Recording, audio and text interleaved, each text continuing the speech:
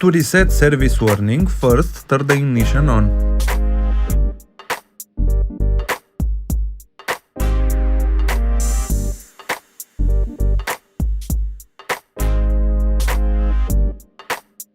Press select button until you reach maintenance menu.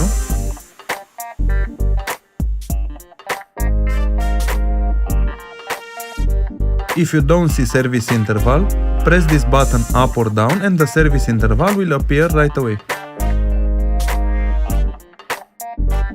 To reset the service, press and hold OK button. As you can see, the service warning was reset. If you want to change service interval, I will let you a video in the upper part of the screen.